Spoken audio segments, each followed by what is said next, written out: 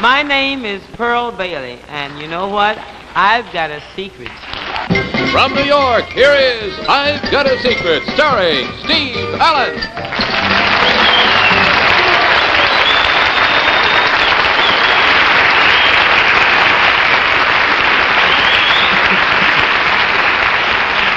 Thanks very much. Good evening and welcome indeed to another edition of I've Got a Secret. And now that you've met our special guest for the evening, Pearl Bailey, we'll meet, of course, the members of our panel, who are, as usual, Betsy Palmer and Bill Cullen, Bess Meyerson, Henry Morgan, and that's the panel.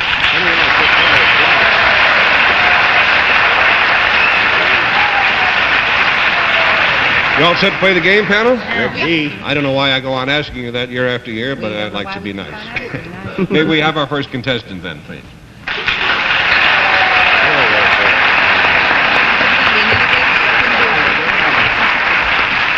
Jump right in there, partner, and would you tell us your name, please, and where you're from? My name is Milton Barrett. I come from New York. Milton Barrett. Panel, from New York City. Milton, how old are you? 11. Now, if you'll whisper to me, we'll show the audience just what your secret is.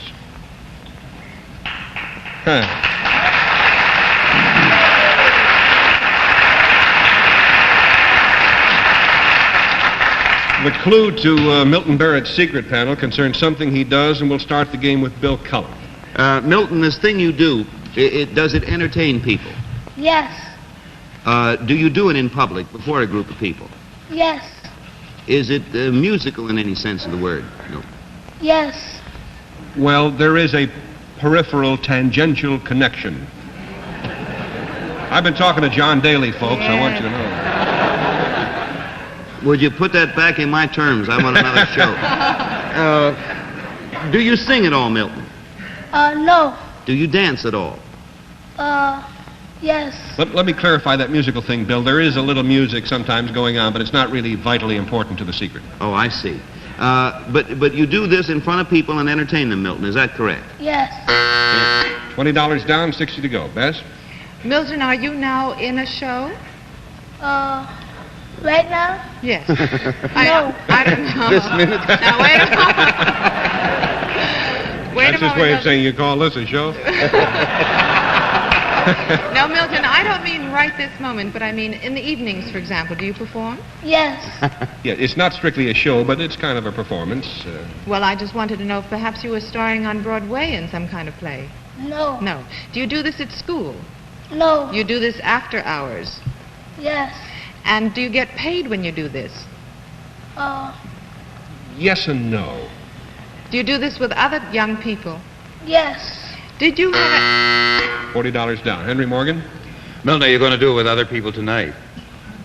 Yes. Should I spend more time on the other people or just find out what it is? Just find out what it is.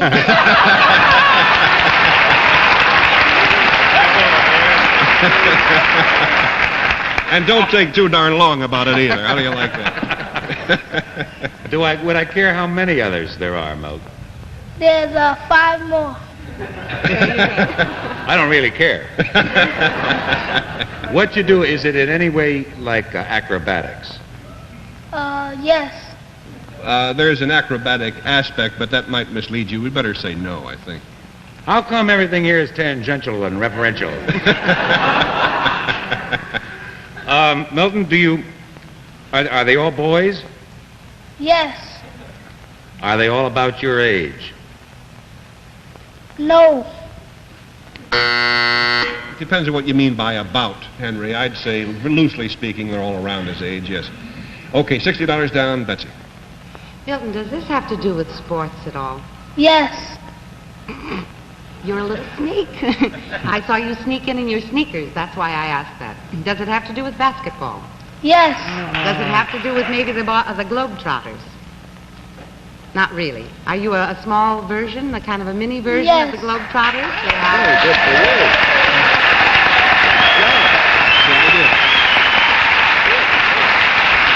Milton Barrett is indeed quite a remarkable young man. For 3 years now, in other words, since he was 8 years old, he has spent most of his after-school hours traveling with a group of young men giving exhibitions of their skills as professional basketball players.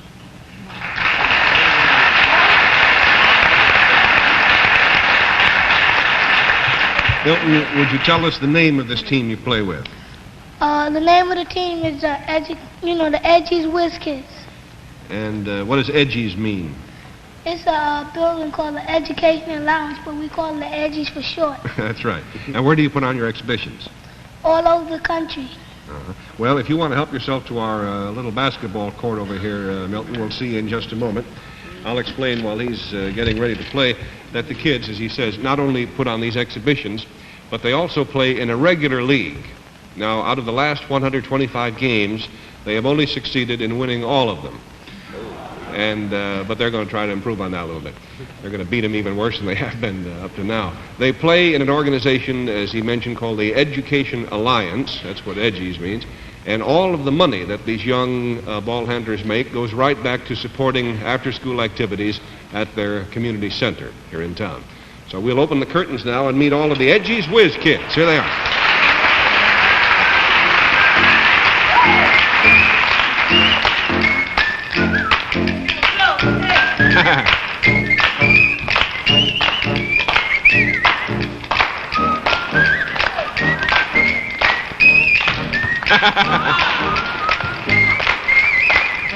Where'd it go? Look out. Where's that ball?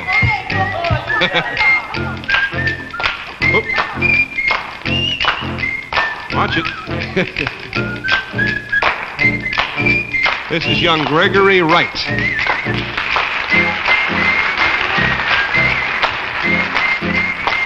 And this is Harvey Davies. And this young man is Ivory Daniels. Next, a little fancy ball handling by Otto Gomez.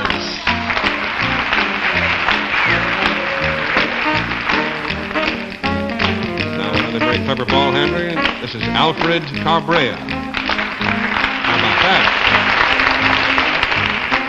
Watch it. Hey there.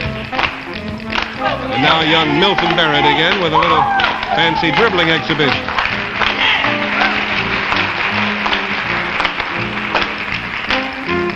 There he goes.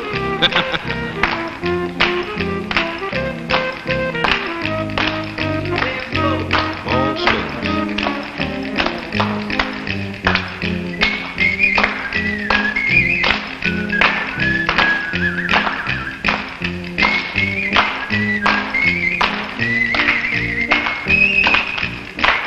There they go.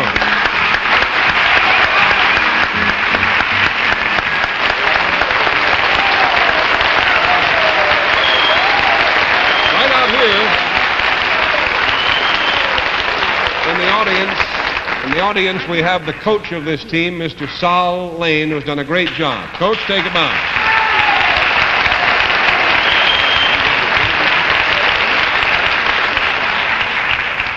Mr. Lane is also appearing in Ed Sullivan's audience one of these days. Now, we'll be back in a minute with our next contestant. First, get a load of this. So you're giving a first Paris dinner party? For the Bradfords. They're so important to Jim's career. But Mrs. Bradford acts like I had bad breath. Oh, so much worry. Use Listerine antiseptic. Kills germs that can cause bad breath.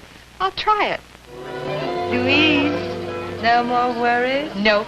I had to come to Paris to discover Listerine. Listerine keeps your mouth clean, your breath fresh, hour after hour. Are you sure you feel well enough to sing today? It's just a little sore throat from this cold. And today's my first choir solo. Well, you'd better take these along. Jane Candy won't help me. No, Listerine throat lozenges. They relieve pain because they're medicated. Tastes good. You sang beautifully. Thanks. Say, how's the sore throat? Feels a lot better thanks to Listerine throat lozenges. For temporary relief of minor sore throat pain. Now may we have our next contestant, please?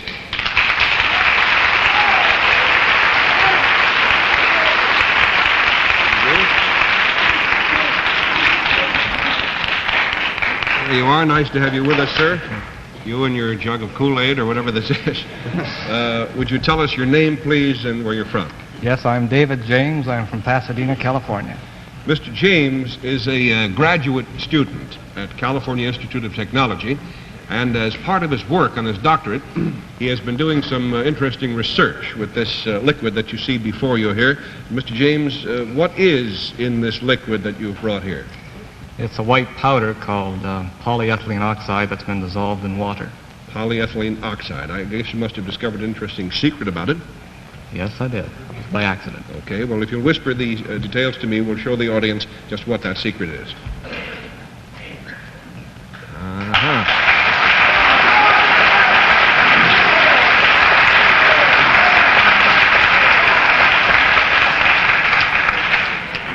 The clue panel to Mr. James' secret concerns this liquid, which isn't much of a clue now that I think of it, but we'll start the game with Betsy Palmer. David, is this beaker of water ever touched by humans? The liquid itself? No, not really. In other words, what it does, that it does it not to a human being, but to some inert object? Well, it doesn't really do much to anything yet that we know about. It's but irrelevant. it causes a change to come about of some sort? Yes, it does. Would you say that this object is mechanical? Yes. Something that you would have in your laboratory much more than you would have in your home? I didn't mean that kind of mechanical. I think you probably better take a no on mechanical in the sense that you mean it and that I'm thinking of it. Well, I was thinking of maybe like an automobile or an airplane or something like that. No. But would you find it in the home? No, I don't think so. Would you find it out of doors? When you say it, what do you mean, Betsy? This object that it does something to. It doesn't do anything to any object much. I thought you said that. Not really. No. But you found something that happens. Well, does it have to do with the color of it? No, it doesn't. $20 down. This is kind of a tough one, Bill. I have it. You what have. is it? The University, Caltech has developed a synthetic martini. King size. Wishful thinking. Actually... Wishful drinking, Bill, I think is what it is. Are we trying to determine what makes that liquid different than another liquid? Is that... Exactly. Is that what we're going for? Yes. And it has certain properties that we hope to be able to find out here tonight. Correct. Is that right? It doesn't do anything to anything. Not in that sense. Do you use it? In other words, do you do something with it? Yes. Put it in something. Is that a fair assumption? Yes.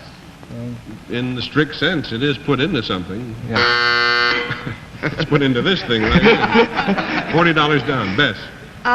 Mr. James, is it a conductor of some sort when the polyethylene oxide is added? You're thinking about an electrical conductor? Yes. No. Now, when this oxide is added, it changes the quality of the water. Does it have to do with the weight?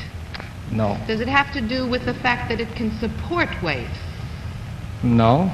Does it at any point change from liquid into solid? Does it anything along in that direction? Yes. There's a kind of a connection there. Henry, $60. In order for it to change to a solid, do you have to bring some... What's the finger for? She said in connection with changing to a solid. Oh. Then with this... It doesn't change into a solid. All right. Does this liquid change into anything itself? No. Then would you call it a catalyst? No. What would you call it? Well, now, if you said, I'm going back to the first questioning, then was it used on something else? Forget that tag. Okay, but when Bess said change into a solid, you said, yes, something does, but not this liquid. Well, I meant the questioning could be pursued along that line. You mean as far as you care? That's right. No, in the technical sense, it could be, yes. Then should I ask what, you must use something in connection with this to produce yes. something else? Yes, I'm going to use something else. Oh, okay. Now, do you have a powder, for example, or... No, the powder's already in. All right. Well, as I mentioned, panel, this is an awfully difficult secret to have gotten. Like many great discoveries, Mr. James's discovery came about through a mistake. And also, like many other discoveries, for the moment, he really doesn't know what the heck to do with this liquid. If you have any ideas, we'll be glad to hear about them. Nevertheless, it is quite a fascinating liquid because, unlike anything else that I know of anyway, this liquid can run uphill. How about that?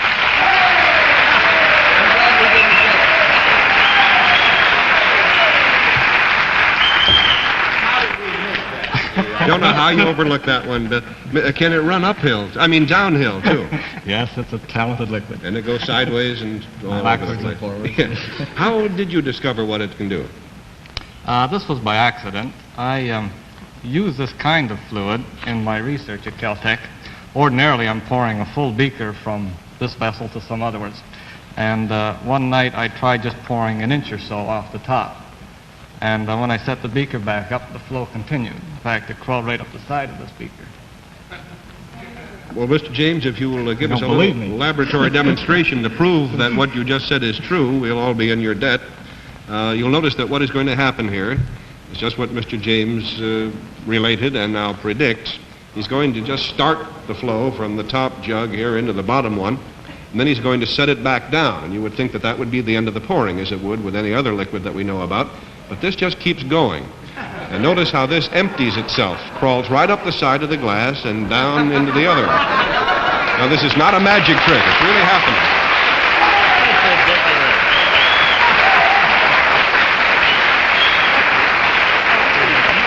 Still going on. Mr. James, have you figured out why it does what it does? Yeah, there's several reasons to explain it.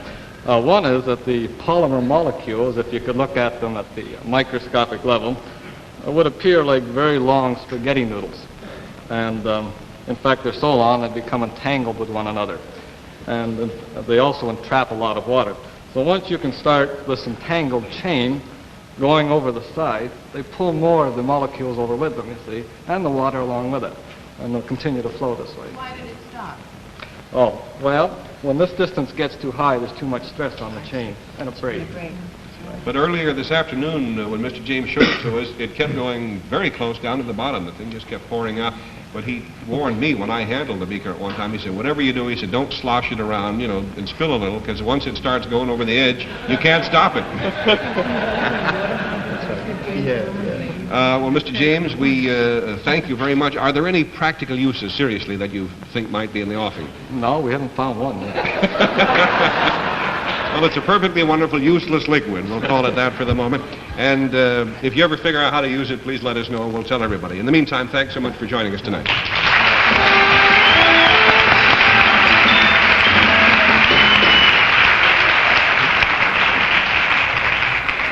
We'll be right back with our special guest in just a minute. But first, this message.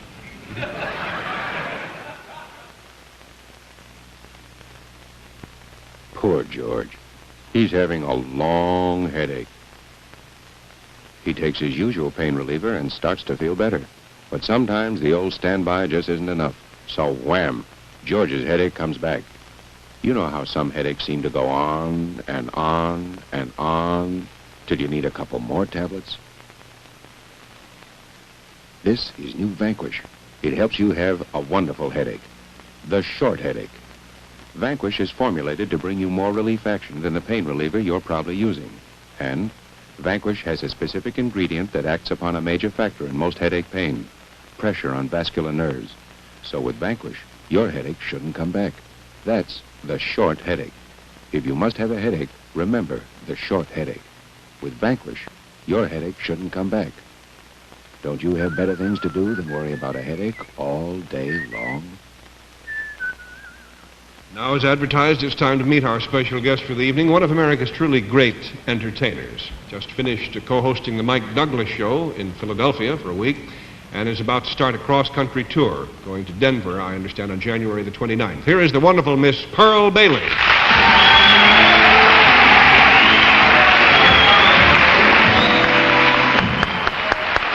Hi, Pearl. Oh, Stephen. Nice to have you with us. Pearl, I know everyone wants to hear me ask this question. Are you going to sing a little bit for us tonight?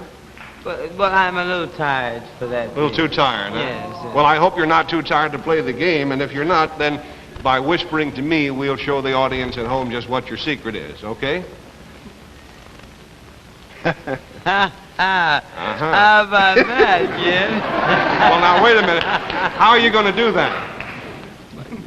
Oh, I see, yeah.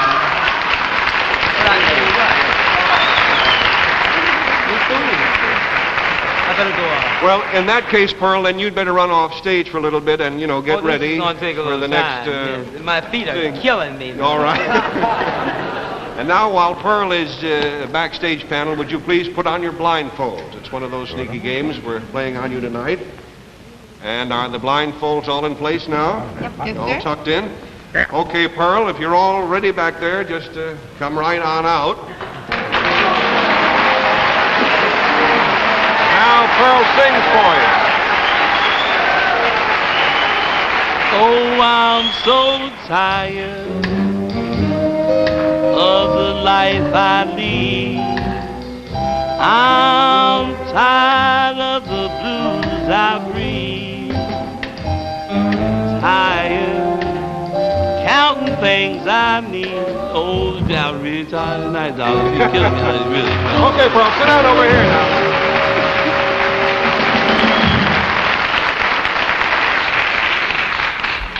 You're too much. Now, panel, the clue to Pearl Bailey's secret concerns something she's doing, I guess I'll put it that way. And we'll start the game with Henry Morgan. Miss Bailey, this thing that you're doing, did you already do it? Did you come out with it all done? Oh, well, I would say, yes.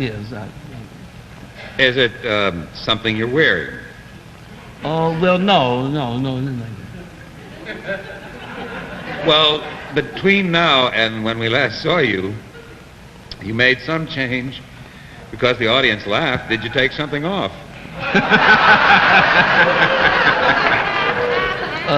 Not on a network show like this, honey, no. It wouldn't hurt. $20 down, Betsy. Pearly May, are you doing something to Steve? What'd she say? Are you doing something to Steve? Don't be silly. You don't know whether you are? No, she's just entertaining me, that's all. She's not doing something to you. Are No. you touching him at all? Oh, no, honey, no. No.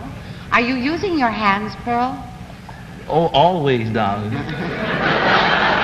But just gesturing, Betsy. Are you different than you were when we saw you on the stage before? No. Well,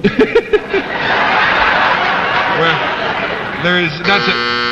You have to get a yes and a no on that one. Can we take off our blindfolds now, Henry and I? $40 down. Bill? Well, to get back to what Henry and Betsy both, something happened between the time Pearl walked off stage and walked back on. Yes. When you came back, Pearl, had your appearance changed at all? Well, yes, somewhat, yes. Is it possible that someone came back with you when you came back? Always somebody with me, darling. Pearl, is that you I'm talking to right now?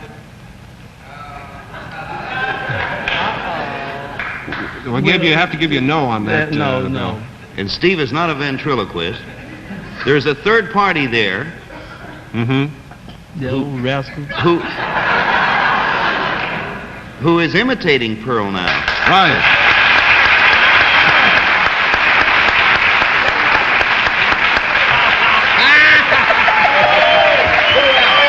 That's right. I'd like all of you to say hello to a wonderful comedian and impersonator, Mr. George Kirby, ladies and gentlemen.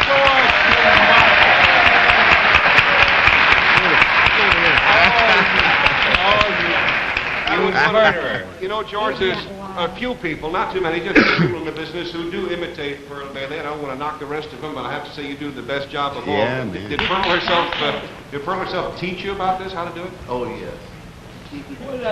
Give me back my job. You're doing it better. No, I did not. Now, let's be honest. Yeah, when we worked together, I was always studying your voice. you thought you were just You holding the studied, conversation, but I was didn't getting your tell you voice to there. steal. You just helped me by just being there. I see. That's right. Well, we have a bit of time now, and maybe we could get these two Pearl Baileys to do a number for us. Is that possible? Hey.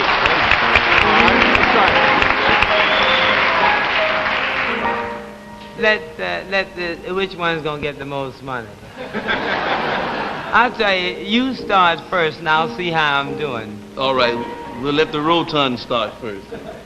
Oh, I'm so tired. Yes, you're tired of the life I lead. of the life. I'm tired of Wait a minute, George. Wait a minute, dog. Wait a minute, children, back of the curtain. You're even slower than I am, honey. Pick it up a little bit, you know. All right. Put your hand on the hip and get it. Your stone as big as mine.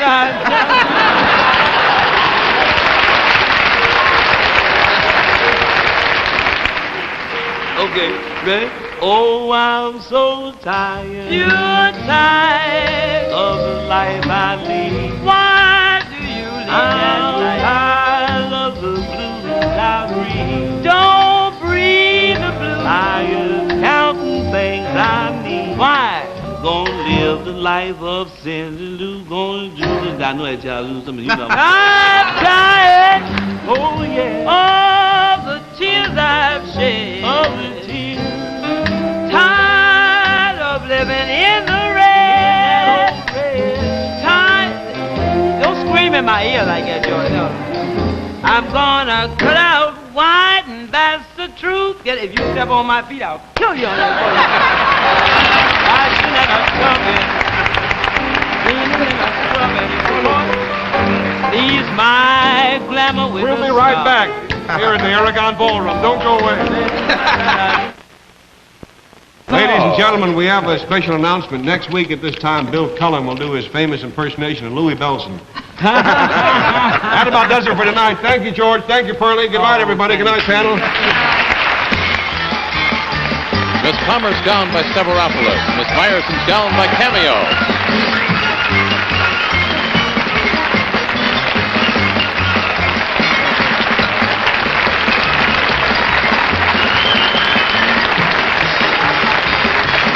This program was pre-recorded. This is John Cadden speaking.